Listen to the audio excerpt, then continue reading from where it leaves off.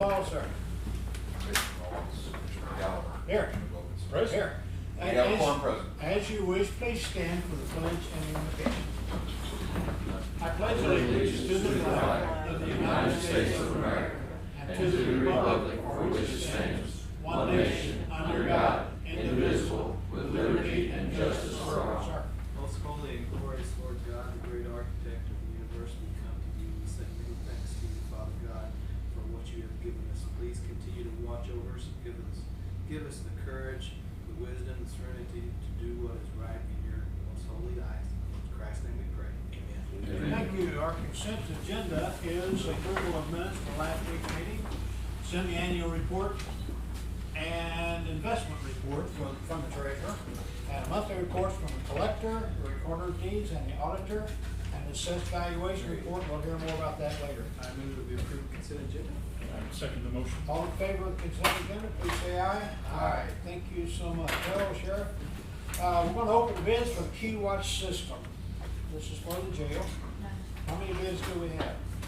None. Okay, they are all officially open then. And if we don't have that, we can go into different marketing and purchasing methods to do that. But we have satisfied the sealed bid requirement. Okay, IT department policies. Jared has turned in some suggested policies. We have them. We would like to, our policy is on this, to submit it to a policy committee. They will review those suggestions from the IT department. And then once they are done with the tweaking and different things, we'll send it off for legal review. And then we'll bring it back and consider the final version. So do I have a motion to accept his suggestions? I would move that we take the suggestion under advisement, and that committee will act, and you'll be part of that too. And then that recommendation will come back to the commission for approval. Do you have a motion, or second? I'll second. Any questions?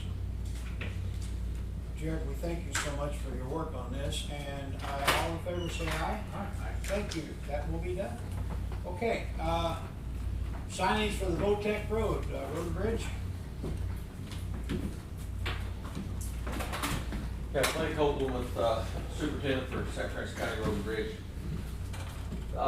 This may take me just a little bit to give you the backup information in regards to this, but approximately a year or so ago, there were some people that were camped and living underneath the Votech Bridge, which is just north of Deloge. I know there were some issues with some trash and some problems, and they were forced to leave and be removed. Well, about a month ago, there were people that were camped and living underneath the Votech Bridge, which, by the way, the Votech Bridge is a county-owned, it's one of our bridges, so the area underneath, 60-foot easement underneath the bridge is county property to maintain and to oversee. So these people that were living under the bridge camped out there permanently. Their numbers continue to grow, their dwellings continue to grow, and I believe a week ago last Sunday there was a child missing from the group. Fire department, EMS, and Sheriff's Department, I believe, was involved in trying to, they didn't know if the child had drowned or what. Well, what had happened was the child had floated off and they didn't miss him for quite a while. The child was subsequently found, but it was deemed a danger to those that were living there, and the law enforcement forced the people to leave. Now, a year ago when they left, there was a large amount of trash that was left that Road and Bridge subsequently cleaned up. Road and Bridge went yesterday, cleaned up all the trash that was left again from these dwellings. They had made a vehicle entrance, a motorized vehicle entrance, an impromptu entrance, if you will, themselves, and they were driving their vehicles and their cars and trucks. We have since blocked that off. Also, the neighbor who owns the land between the two, the Votech Road and the highway, who had a flea market there at one time, but he owns all that property, had called our department and expressed his concern that some of his things were getting broken into, things were getting stolen, trash was getting scattered. So, the long story short, they're gone now, it's all cleaned up and done. Now, I believe it was the desire of the sheriff's and his department and law enforcement that there be some type of, whether it be ordinance or some type of rule, being as this is county property, not to allow overnight camping, littering, nor motorized vehicles. And Sheriff, you can chime in anytime you want here. I know it has been a danger, it has been a nuisance. It's not something for Road and Bridge to address, it's something for the commission to vote upon and decide, but Road and Bridge would work with any type of signage, anything we would need to do that. This would also, I believe, and I don't mean to speak for the sheriff, but would also give the sheriff some authority to enforce whatever the commission decides to do. So I'm just here this morning conveying that it is at times, and I know the sheriff will agree, a danger and a nuisance that there are dwellings under this bridge. And it is a day use area where people frequent to swim, to fish. It's a very nice day use area, and if people are living there, people are reluctant to go there. So I don't know if the commission wants to vote on anything today or decide anything today, but with speaking with the sheriff and with law enforcement, something along the lines of no camping, no motorized vehicles, no littering, and Road and Bridge can do whatever needs to be done as far as signage and. I understand the road was steep, so steep that they could get in but not out. Right, they dropped off an embankment, they even cut a bunch of trees and saplings to be able to get in to drive their vehicles in, but then unless you had a very high, strong four-wheel drive, you couldn't get back out. You had to pull one of your trucks back out. We did, yeah. We went in with one of our dump trucks, smaller dump trucks yesterday, and cleaned up all the debris. And we had to have the assistance of one of our machines to get the dump truck back up out of there. Now, there is an access on the private property that goes there, but he keeps that gated off and don't want to allow people in. And I understand that. But he keeps it mowed and cleaned up, and he does a lot more than what is required of him to do on his property there. We welcome the swimming and fishing use under the bridge. But Yeah, and for pedestrian access, floating access, whether it be canoes, kayaks, whatever, it's a great place to either enter the river or exit the river, depending on which direction you float. And we don't, I mean, I know the sheriff agrees too that we don't want to restrict any access to the river, or any use of it. It's just that it's not, safe or practical to stay there permanently, nor to have vehicles down there. okay, do you have something else? Yeah, well, I wanted to add too, as you said, the idea is not to stifle the use of it, but, No. I think what I would make a motion that we take this under advisement and seek legal guidance, and then come up with some kind of enforceable thing that law enforcement can do. And as this, yes, and as this is county property, it would more than likely fall upon the sheriff's department to enforce anything that needs to be done. Okay, second. I'll second. Okay, any questions, comments? Sheriff? I just would like to be known that we do not want to restrict people from fishing or maybe camping for a night or two if they want to spend the night down there and fish at nighttime or something. But put a limit on it where, people can't move in there permanently. And we've had numerous complaints as well as Road and Bridge has, and, very limited on what kind of authority we would have down there. So we would ask the county commission to seek some legal, advice and see what we can do to stop this. Give us some teeth, if we do have to go down, because we run a pretty good bluff on this last time. So you're saying you can't enforce the law if you don't have the law? Exactly. Okay. And it has, like, it has created a nuisance to the adjacent landowner, and he has voiced that to our department. And some of the local stores are complaining. Yes. Gary? I was just saying if it's county property and you limit access to the property and they violate the law, right? Do we need to pass a special county ordinance or something, or? Well, is it just we want the daytime users welcome in there. Right, but it, Or nighttime as well. Yeah, gigging, yeah, that kind of thing. so I don't know, I mean, it seems like to me if you put a couple of signs up down here, that ought to be enough, and if That the may people be don't what they obey do. it, call the sheriff run them off, and that ought to do it. We'll seek legal guidance and we'll come up with a plan. Mark? Anybody have an estimate of roughly how many people were there? It was, a lot of Sheriff can tents. probably tell you. Well, it was several. It started out with a couple, and then they added tents, and it was like they were building a commune down there, cause they kept getting more tents, bigger tents, Creating a building. more vehicles. The legal, the legal issue that we're going to look into, you know, every month we receive, I believe it's 12 hours of free legal counseling through Travis Elliott, and we have him on retainer. I believe this past month and this month, we've not used him, so it's either use it or lose it. So I think seeking legal counsel through Travis Elliott, let's use it and we'll get some legal opinion. Like I say, Road and Bridge has cleaned it up and prevented vehicle access for now. And his specialist county law. Yes. Couple things, what are they using for sewer? River. The ground. I can tell you DNR would have a problem with that too, in the right way, but, I mean, you've got several problems there, and not making light of it, but most of our people in this county have access. That's one of the things we just opened up by the old hospital, access if you're homeless to services to get you someplace to live and a safe environment, not someplace that doesn't have sewer and that. So it's not like the county's trying to be terrible on it, but it's just not acceptable to have no sewer right next to a river. And I know there's been some criticisms that evidently these people were homeless. I don't know, but I think there are avenues, as you said, throughout the county to address that, other than a bridge. What is, pardon me, what is the county liability on county-owned land? But that's another Travis question. Well, and that is one of the reasons we had to remove the Big River Bridge north by St. Francis State Park. Liability was too great. I mean, we had to do it. Sheriff?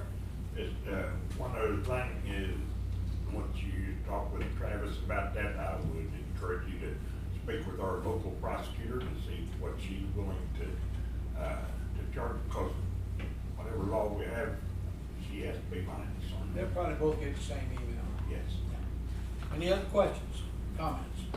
Thank you.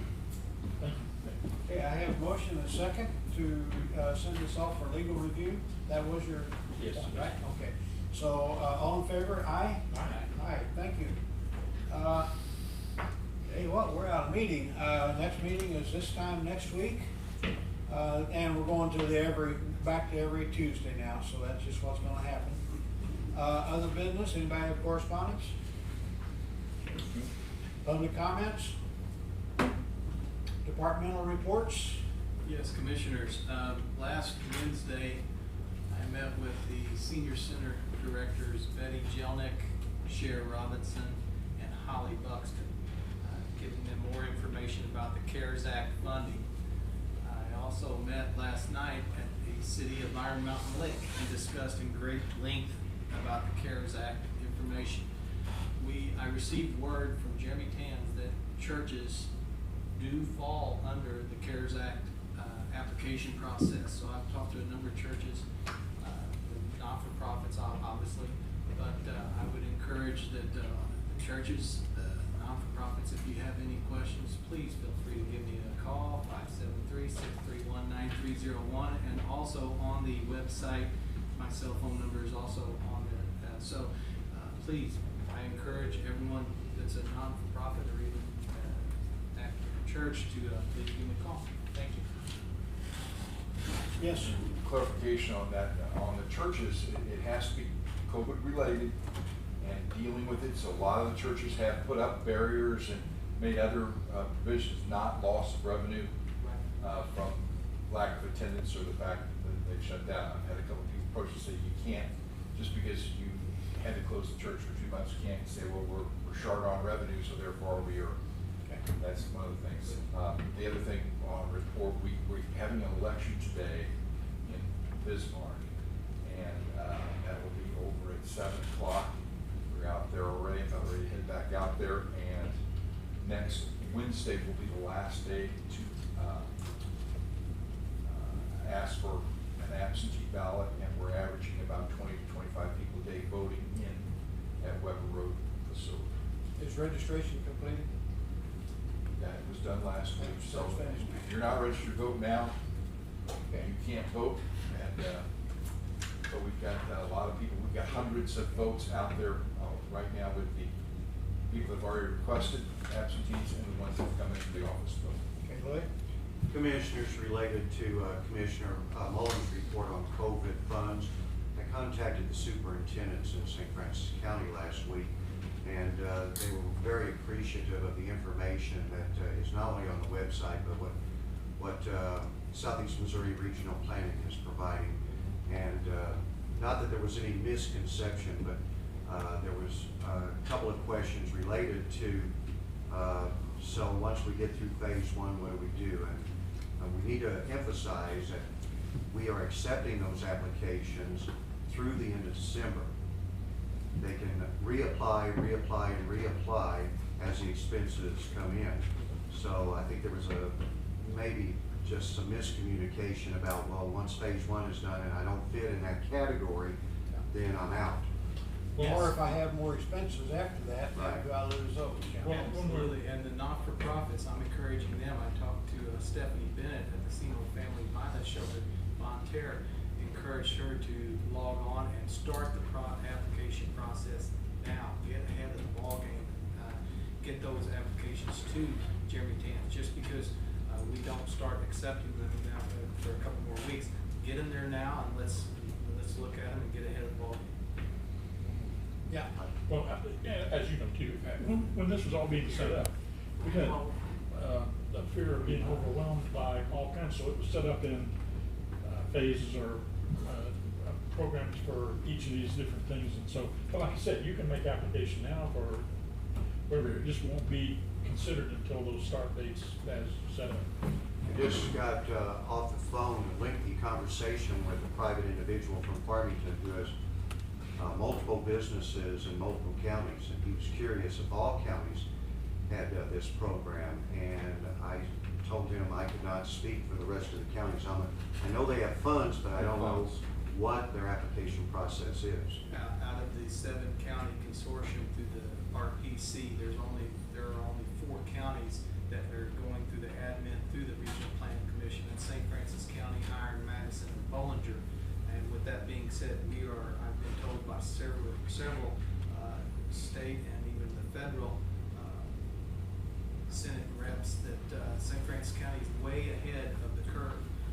Now, keep in mind, if you're a business owner and you accept funds through the CARES Act from St. Francis County, you cannot, if you own a business in an adjacent county, you cannot capture St. Francis County funds. You have to go through that county's process. And that's the same with the schools. Yes. You have schools that that question was brought up, basically if they have, and this was in IT part of it, they're trying to provide internet, and if they cannot, for example, Farmington run the internet in St. Genevieve County and then claim back to St. Francis from that. It's just because they're domiciled in St. Francis, the stuff that, and to that point too, the treasurer whose office is to administrate this is gonna come up with 3 or 4 dates this next week that he will come down here and do a question and answer. Very good. Yeah. Okay.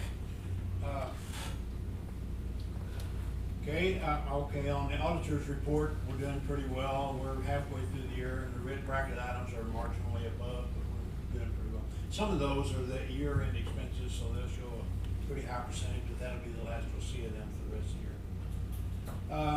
the year. Kevin, you want to talk about the assessments? There's the assessment for that you have 2 here, Road District of St. Francis County, that's just slightly different. But the thing to look at is the new construction for 2020 in the 8 million plus category. So that's the big factor every year. You have some other fluctuation, but in new construction is what really runs the show. Okay. Any questions on that? And we have the breakdowns for every school district and other entities if somebody needs it. This is correction from last week. Last week I only showed 1 month of revenue instead of the year-to-date as was marked. So this shows year-to-date of our sales tax revenue. I just looked at the wrong figures last month. Still a very profound positive increase, and we're happy. That's the best one we've ever had as far far as I can remember. So, happy with that. And that's based on a good last year, so. anyway. Move to adjourn. And I'd second the motion. All in favor? Aye. Thanks, Mr. y'all. Clyburn?